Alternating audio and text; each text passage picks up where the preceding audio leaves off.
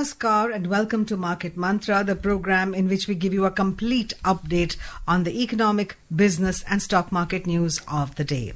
I'm your anchor, Lalima Aneja Dang, and with me is my co-anchor, Sonu Sood. धन्यवाद लालिमा। नमस्कार श्रोताओं, market मंत्र में आपका स्वागत है, जहां हम ताजा आर्थिक, व्यापारिक और शेयर बाजार की खबरें आप तक लाते हैं और उन पर चर्चा भी करते हैं। चर्चा के लिए आज स्टूडियो में आमंत्रित है आर्थिक विशेषज्ञ सिद्धार्थ सिंह। सिद्धार्थ, मार्केट मंत्र में आपका स्वागत है। आप दोनों को नमस्कार। नमस्कार। और अब हेडलाइंस जिन्हें आप तक ला रही हैं लालिमा अनीजा डांग। Thanks, Sonu. Yes, friends, let's begin with the headlines right away.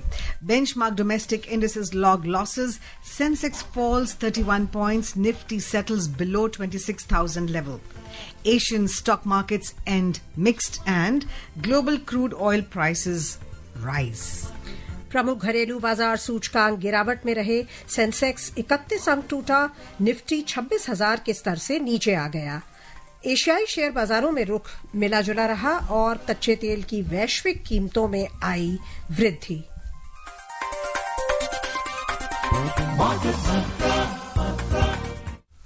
But before we move on, here's an announcement for all our listener friends. The views and opinions expressed by the experts in this program are their own and not of Akashvani. Akashvani advises its listeners to do their own research or consult a registered professional before taking any investment decision. We further advise all listeners to exercise due diligence and rely on their own judgment for taking any financial decision. और आइए अब चलते हैं share बाजार की ओर। प्रमुख घरेलू बाजार सूचकांक सेंसेक्स और निफ्टी आज लगातार चौथे सत्र मंदी दर्ज करते हुए मामूली गिरावट पर बंद हुए। कारोबारी सत्र के दौरान पूरे समय सूचकांक दबाव में थे, हालांकि कारोबार के आखिरी घंटे में मामूली सुधार देखा गया। इसके बावजूद अधिकांश सेक्टर्स में चौतरफा बिकवाली के चलते बाजार गिरावट पर बंद हुए। सेंसेक्स 31 अंकों के नुकसान से 85,107 पर आ गया और निफ्टी 46 अंकों की गिरावट से 25,986 पर बंद हुआ। बंबई शेयर बाजार के विस्तारित बाजार सूचकांक भी आज नुकसान में रहे। मिड कैप सूचकांक 0.9% से अधिक की गिरावट में रहा और स्मॉल कैप सूचकांक 0.4% से अधिक गिरकर बंद हुआ। Benchmark domestic equity indices, the Sensex and the Nifty ended marginally lower today, marking a fourth consecutive session of losses. The indices remained under pressure throughout the trading session, although a slight correction was observed in the final hour of trade. Despite this, the markets closed lower, driven by a broad-based sell-off across most sectors. The Sensex dipped 31 points to close at 85,107, while the Nifty fell 46 points to settle at 25,986. The broader market indices at the Bombay Stock Exchange also edged down. The mid-cap index lost over 0.9%, while the small-cap index declined over 0.4%. Sensex में शामिल 30 कंपनियों में से 20 के share आज गिरावट में रहे। सबसे अधिक गिरने वाले शेयरों में भारत इलेक्ट्रॉनिक्स लिमिटेड का शेयर 2.1% से अधिक लुढ़क गया। टाइटन के शेयर में 1.9% के करीब गिरावट आई और महिंद्रा एंड महिंद्रा के शेयर में 1.8% का नुकसान दर्ज हुआ। सबसे अधिक बढ़ने वाले शेयरों में टाटा कंसल्टेंसी सर्विसेज का शेयर 1.4%, आईसीआईसीआई बैंक का लगभग 1.4% और इन्फोसिस का शेयर 1.1% से अधिक के उछाल में रहे। Across sectoral indices at the BSE, 16 out of 21 sectors ended with losses. Among the key decliners, capital goods slipped 1.3%, consumer durables dipped over 1.2%, and auto dropped over 1.1%. Among the top gainers, focused IT as well as IT both gained 0.8%. Tech rose 0.4% and telecommunication added 0.3%. The overall market breadth at the BSE was negative as shares of 2,681 companies declined, 1,481 advanced and 154 remained unchanged. रुपए की बात करें तो अंतर banking विदेशी मुद्रा बाजार में रुपया डॉलर के मुकाबले 32 पैसे कमजोर हुआ और 90 रुपए 19 पैसे प्रति डॉलर के रिकॉर्ड न्यूनतम स्तर पर बंद हुआ। दुनिया की 6 अन्य प्रमुख मुद्राओं की तुलना में डॉलर की मजबूती मापने वाला डॉलर सूचकांक अंतर दिवसीय कारोबार में समाचार तैयार किए जाने तक 99.01 पर था। क्या कहेंगे आप? लगातार चौथा दिन है जब सेंसेक्स में गिरावट आई है, लेकिन बहुत ही मामूली नगण्य सी गिरावट है आज। हालांकि मिड कैप और स्मॉल कैप में हम जरूर ज्यादा गिरावट देख रहे हैं। तो अभी बाजार की जो ये गिरावट का दौर है, इसको आप कैसे देखते हैं? कंसोलिडेशन है, प्रॉफिट बुकिंग है, या कुछ और कारण है? नहीं, देखिए सोनू, मैं एक बात ब्रॉडली एक तो ये बोलूंगा कि चूंकि मार्केट है तो मार्केट कभी ऊपर जाएगी कभी नीचे आएगी, क्योंकि स्टैटिक रहेगी तो फिर वो बाजार नहीं रहेगी। और जहां तक रीजंस की बात है, मुझे लगता है एक बड़ा कारण अभी भी जो है वो दबाव आ रहा है फॉरेन इंस्टीट्यूशनल इन्वेस्टर्स का। आज भी वो दबाव देखा गया। और दूसरा जो अनिश्चितता अभी हम अमेरिका में देख रहे हैं, खासकर जो उनके फेड के जो अब इंटरेस्ट रेट्स 9-10 तारीख को जो मीटिंग है फेड की जो 2 दिन की मीटिंग है, तो 10 को वो अनाउंसमेंट आना। और एक ये इस तरह की एक धारणा या अभी तक जो वो बन रही है कि शायद वो इंटरेस्ट रेट एक बार और कट करें। हालांकि मेरे को लगता है कि इस हफ्ते में 2-3 क्रूशियल डेटा जो यूएस में आना है, एक इनका इंडस्ट्रियल प्रोडक्शन का डेटा आना है सितंबर में, प्लस एक डेटा जो फेड देखता है जिससे वो इन्फ्लेशन को गेज करता है या नापता है, तो वो एक डेटा आना है सितंबर का। साथ साथ जो प्राइवेट एम्प्लॉयमेंट का डेटा है यूएस में, क्योंकि वहाँ पे इंटरेस्ट रेट और एम्प्लॉयमेंट दोनों डायरेक्टली लिंक्ड हैं। जैसे हमारे यहाँ हम लोग इन्फ्लेशन और ग्रोथ को वो देते हैं इम्पोर्टेंस, वहाँ पे employment and inflation are linked, तो वो फोकस में रहता है। तो मुझे लगता है वो भी एक कारण है। साथ साथ बैंक ऑफ जापान में भी interest rate bank of Japan का आना है। साथ साथ कहीं ना कहीं हम जो कमजोरी जो अर्थव्यवस्था में चाइना में भी दिख रही है कहीं ना कहीं, तो मुझे लगता है वो सब कारण भी कहीं ना कहीं हमारी बाजार पे असर करते हुए दिख रहे हैं। बस एक चीज आपसे पूछनी थी कि जो यूएस में आप कह रहे हैं कि इकोनॉमिक डेटा आने हैं और यूएस फेड का डिसीजन भी आना है, तो इट्स वेरी इंटरेस्टिंग कि अगर ये डेटा कमजोर आते हैं तो यूएस फेड द्वारा इंटरेस्ट रेट में कटौती करने की संभावना बढ़ जाती है। बिल्कुल, निश्चित तौर पे।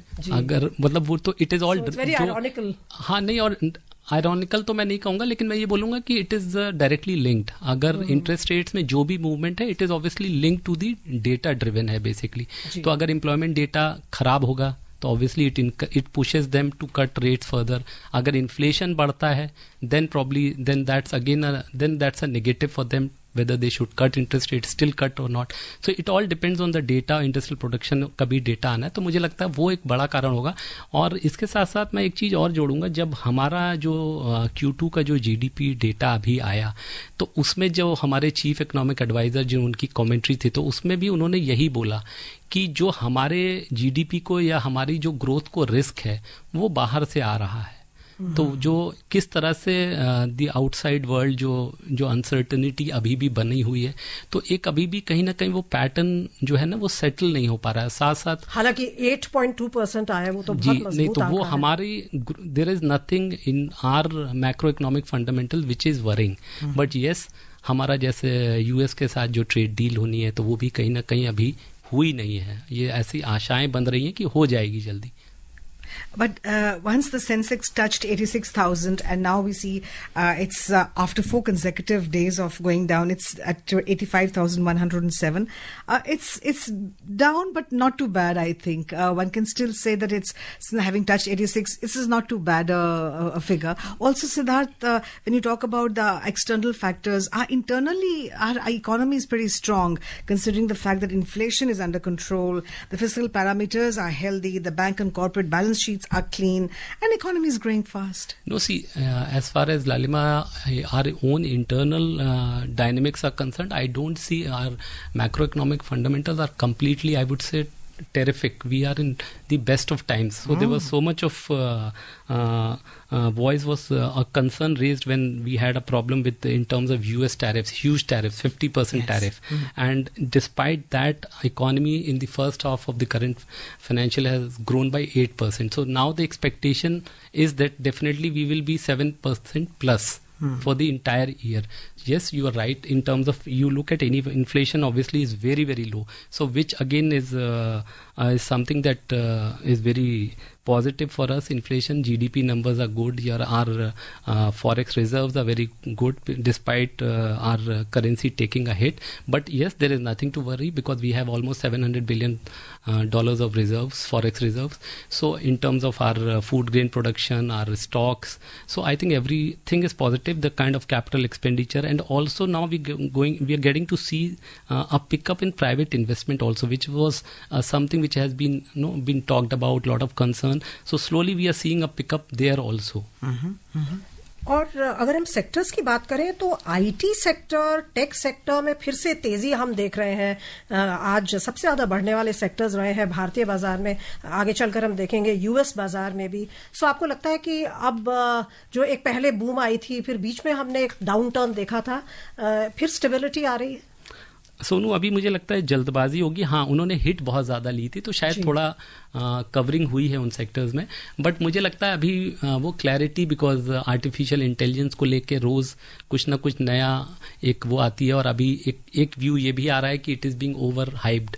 तो we don't know, I think it will still take time. But yes, artificial intelligence मुझे लगता है is also here to stay. What is the kind of impact, how much impact, and positive, negative. So I think all those clarity, it will take some time for that to settle down, and then only probably. But yes, information technology or IT is a sector which now touches everybody, all of us, and will continue to touch its role in our lives will only go up. I don't think it's going to come down. So obviously the stocks, and I would say as far as Indian markets are concerned, Indian IT companies, I think they are in best of health. They have huge work orders, balance sheet is good. So I think, and the mantra I always say is for people who are coming to the markets is come, stay invested, do your homework well, look at the management, look at the company, and don't come for making money overnight in short term. Sonu just read the news about the rupee being depreciated by 32 paise. Talking about exports, imports, Siddharth, US tariffs on the Indian businesses has been confined to just gems, jewelry, garments. But how do you view the whole, which way have the exports, imports gone? We must also consider the fact that the government has been into maybe I could call it overdrive or a right drive, having FTAs with many other countries. If it is not just US, it's others which have come to the focus, like Vietnam and other countries. See, Lalima, has that paid off? Yeah. So I think what we have done is obviously this since Donald Trump became US president, this issue obviously came to the fore, and we were expecting that there would be tariffs on us also, high tariffs, and it was not only us. I think there are several other countries which have been impacted. But yes, we got hit more because there was 25% extra tariff because of buying Russian oil. So I think in that way, yes. But I think the strategy of the government has been multi-pronged. We have we are supporting the sector also, looking at newer markets, looking how more easily credit can be facilitated, how to help them build their exporters, build their brands, how to help MSMEs in terms of bettering their storage facilities. So I think, and we recently only the government announced 2 schemes for export promotion. Plus, I think as you said also, we are now in a very aggressive manner. We are pursuing these free trade agreements. So I think we have already done with UK, we are pursuing with Oman, Chile, and then I think the one that we are very close, we've already done a lot of work has been done, I would say, in the FTA with the European Union. Exactly. So, and then our Trade and Commerce Minister, Mr. Piyush Goyal, was recently in New Zealand. So I think so that's a multi-pronged strategy. It is not, and that is also paying off. If you see, after despite US tariffs, our exports have not been impacted so much, and also in a very short span we have seen our exporters already getting into newer markets. Right Siddharth, इससे पहले कि हम अंतर्राष्ट्रीय बाजारों की ओर चले, आपकी छोटी सी टिप्पणी. दिसंबर महीना है, इस कैलेंडर वर्ष का अंत हो रहा है और वहां पे हॉलिडे सीजन होता है वेस्टर्न कंट्रीज में. तो अभी आपको क्या लगता है, FIIs का क्या रुख रहेगा हिस्टोरिकली? क्या और विड्रॉल्स होंगे या हम क्या आशा करें? नहीं सोनू, अभी एक तो ये जो अभी तक ट्रेंड है, ऐसा तो नहीं लग रहा है कि FIIs बड़े जोश खरोश से हिंदुस्तान की बाजार की तरफ देख रहे हैं, आ रहे हैं। They have been investing, but अगर आप लेटली देखेंगे तो वो आईपीओ मार्केट में बहुत एक्टिव है, सेकेंडरी मार्केट से ज्यादा मैंने देखा।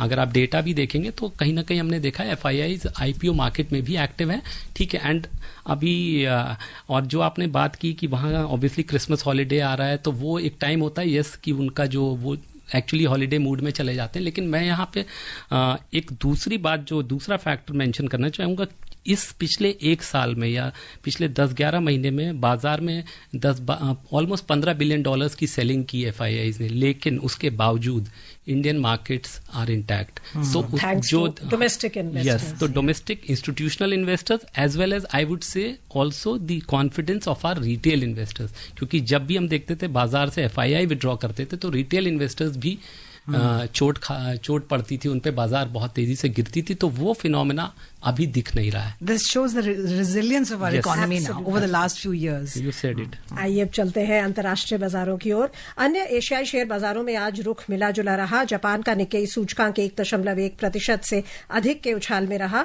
दक्षिण कोरिया के कॉस्पी में 1% की वृद्धि दर्ज हुई और सिंगापुर का स्ट्रेट्स टाइम्स सूचकांक लगभग 0.4% की बढ़त में रहा। दूसरी ओर हांगकांग का हैंगसेंग लगभग 1.3% की गिरावट में रहा और चीन के शंघाई कॉम्पोजिट सूचकांक में 0.5% से अधिक गिरावट दर्ज हुई। यूरोपीय क्षेत्र की बात करें तो यहां भी रुख दिन के कारोबार में मिला जुला था। ताजा समाचार मिलने तक लंदन का फुट्सी 0.1% से अधिक गिरावट पर था। फ्रांस के कैक में मामूली मंदी थी और जर्मनी का डैक्स 0.1% से अधिक बढ़ गया था। A look at the US markets now. Wall Street closed higher yesterday, driven by gains in technology stocks. Expectations grow that the Federal Reserve will cut interest rates next week. Among the major indices, the Nasdaq Composite Index gained 0.6%. The Dow Jones Industrial Average rose 0.4%, and the S&P 500 added over 0.2%. क्या कहेंगे आप, जो recession के fears थे, US में slow down के fears थे, वो अब लगता है कि शायद वैसा नहीं होगा? नहीं, अभी फिलहाल तो लालिमा बीच में ये बातें जरूर आई थी, बट अभी ऐसा देखने में नहीं, ऐसा लगता नहीं है। But yes, how things will pan out, I think we still need to wait and watch, because US पर टैरिफ्स का खुद कितना असर हो रहा है, जो उनकी हाई टैरिफ्स है। जैसे बीच में उनके यहाँ भी इन जो आम ज़रूरत की चीज़ें रोज़मर्रा की, उनकी प्राइसेस सॉ स्टीप, या so and that is was the reason when we saw President Trump cutting the tariffs on and those were items which were being exported by India, कई फूड आइटम्स। तो मैं पहले भी ये बात मैं कह चुका हूँ, क्योंकि उनको भी कुछ हमारी चीज़ों की आदत लग गई, and there is a huge Indian diaspora also in US. तो मुझे लगता है, और दूसरा जो बात आपने कही, अभी मुझे जो डेटा आ रहा है उस हिसाब से ऐसा संकेत तो नहीं है कि कोई वहां पे उस तरह का भी recession, but it lot will depend how Fed acts in times to come, plus the new Fed chair which Donald Trump is saying, obviously Jerome Powell का टर्म खत्म हो रहा है मई में, तो अब देखते हैं अगला फेड गवर्नर कौन बनता है। It is said that a third of pharmaceutical drugs in US go from India. Yeah. So they have to be careful as to where to put tariffs and how much. All right, moving on. A 40-member European Union negotiating team will arrive in New Delhi tomorrow, making the most intensive phase of the India-EU free trade agreement discussions. EU ambassador to India, Herve Delphin, speaking at India's World Annual Conclave 2025 today, said the current negotiations represent a fundamentally new phase, calling them EU-India FTA negotiation 2.0. They have made really progress. The arithmetic is 11 chapters closed so far out of 23. Many more are almost at closing stage. बहुत ही जटिल होता है कोई भी free trade agreement, और इतनी जो प्रगति हो रही है, जैसे आपने भी थोड़ी देर पहले ही मेंशन किया था, इतने सारे देशों के साथ ये एक्सपोर्ट डाइवर्सिफिकेशन आपको लगता है बहुत बड़ा एक हमारे लिए मुद्दा है, जो हमारे इंटरनेशनल ट्रेड को इंटैक्ट रखेगा, इन जो अभी टर्मोइल है इंटरनेशनल सिचुएशन में उसके बीच भी। मतलब सोनू, जब से ये नया जो एक वर्ल्ड ऑर्डर आया है, जहाँ पे we are seeing this disruptions हो रहा है, तो उसके बाद से obviously yes, the nations are focusing on bilateral trade, and that is what the strategy obviously we have also adopted, and that is why we concluded as FTA with UK, and now this is another big FTA. We are also negotiating a trade agreement with US. Despite the tariffs and everything, we were supposed to have we have almost completed the negotiations, and I think that announcement should also come, that good news should come. And if this is obviously with European Union, if you look at the size of trade, it's almost 200 billion euros in terms of goods and services that the bilateral trade we have with the European Union. And in terms of GDP, if you look at the two geographies, they are almost 25% of the globe. So it's a very big share, and as the EU ambassador, we heard him just talking that out of the 23 chapters, I think 11 chapters have already been done, and the target or the aim is to conclude the FTA by the year end. So I hope, and the 40-member delegation obviously shows the seriousness and the detailing and the intent. So I think obviously India being a big market, and we also obviously export to them gems, jewelry, IT, pharmaceuticals. IT to obviously percolates all across the globe. India being the leader, that's why I said Indian IT services exports to EU is about 60 billion euros. It's 60-70 billion euros. So it's also a big number. So I think these strategies seem to be paying off. चलिए लेते हैं अगली खबर। भारतीय reserve bank की ताजा मौद्रिक नीति समीक्षा के तहत आरबीआई की मौद्रिक नीति समिति की 3 दिवसीय बैठक आज मुंबई में शुरू हो गई। ये बैठक अगले 2 दिन तक चलेगी और आरबीआई के गवर्नर संजय मल्होत्रा शुक्रवार को मौद्रिक समीक्षा के परिणामों की घोषणा करेंगे। पिछली 2 मीटिंग्स के बाद कोई रेट कट, मतलब रेट्स में कोई भी चेंज नहीं किया गया था, रेट कट की कोई अनाउंसमेंट नहीं हुई थी और इन्फ्लेशन अब रिकॉर्ड लो पे आ गई है 0.25%, और ग्रोथ भी जो लास्ट क्वार्टरली आए हैं सितंबर क्वार्टर के फिगर्स 8.2%, अच्छी ग्रोथ है। तो ऐसे में क्या लगता है आपको, फिर से पॉज होगा या क्या फैसला लेगा आपके अनुसार आरबीआई? मुझे लगता है उनके ऊपर एक फील गुड फैक्टर का जो जरूर दबाव होगा, तो हो सकता है कि मुझे लगता है कि एक 25 बेसिस पॉइंट्स का इंटरेस्ट रेट कट एक और आ जाए। एक फील गुड फैक्टर होता है, आप कॉन्फिडेंस देते हैं, साइकोलॉजिकल बूस्ट देते हैं मार्केट्स को, इकोनॉमी को, and that everything is good and we need to push the paddle on the growth side. And obviously the comfort, obviously as you said, आप जो बात बोली आपने कि वो comfort आ कहाँ से रहा है, क्योंकि महंगाई रिकॉर्ड लो पे है और ऐसे संकेत भी नहीं आ रहे हैं कि कहीं आगे जो है एकदम से कोई स्पर्ट आएगा महंगाई में। और इस समय अगर आप देखेंगे जो हमारे मेजर इम्पोर्ट आइटम्स भी हैं, अगर क्रूड ऑयल वगैरह भी है, तो उनके प्राइजेस भी काफ़ी मतलब हमारे लिए फेवरेबल है। $60 बिलियन पे वी कैन मैनेज, डिस्पाइट थोड़ा बहुत रुपये पे जो प्रेशर भी है डॉलर की वजह से, but despite that we have good forest reserves. So I see, मुझे लगता है कि आरबीआई की तरफ से कुछ अच्छी न्यूज़ मिलनी चाहिए मार्केट को। All right, the Regional Artificial Intelligence Impact Conference 2025, one of the flagship regional events leading up to the India AI Impact Summit slated for February 2026, was held today at the State Convention Center in Shillong.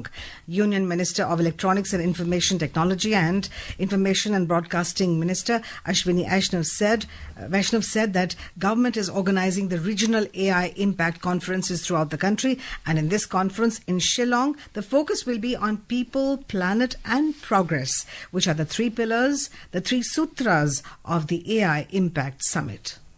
As a part of this mission, we have allocated 10,300 crore rupees over 5 years. We have created a common compute facility so that everybody can get access to AI resources, and more than 38,000 GPUs have so far onboarded at a fraction of the cost of the global cost.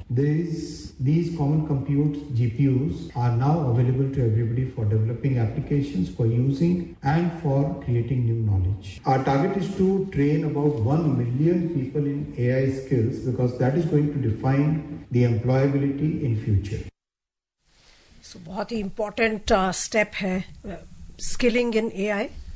Definitely दुनिया, मुझे लगता है artificial intelligence पे ना केवल देश, कंपनियां भी इतना इन्वेस्ट कर रही हैं, और शायद इसी वजह से हम लोग रीजनल ये कॉन्फ्रेंसेस कर रहे हैं to gauge the impact on the people, on the businesses, obviously also on the countries. श्रम और रोजगार मंत्री डॉक्टर मनसुख मांडविया ने कहा कि आज लगभग 64% नागरिक कम से कम एक प्रकार की सामाजिक सुरक्षा प्राप्त करते हैं, जिससे भारत दुनिया में नागरिकों को सामाजिक सुरक्षा देने के लाभ देने वाला दुनिया का दूसरा सबसे बड़ा देश बन गया है।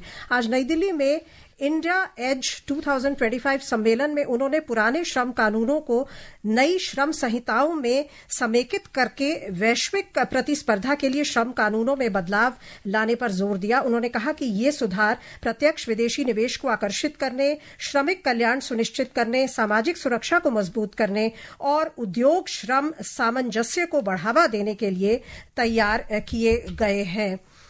इनमें अनिवार्य नियुक्ति पत्र, महिलाओं के लिए समान वेतन प्रावधान, 40 वर्ष से अधिक आयु के श्रमिकों के लिए वार्षिक स्वास्थ्य जांच, ग्रेच्युटी के लिए 1 वर्ष की पात्रता, एकीकृत पंजीकरण और लाइसेंसिंग प्रणाली और एकल कर्मचारी वाली फर्मों के लिए भी विस्तारित कर्मचारी राज्य बीमा कवरेज शामिल हैं।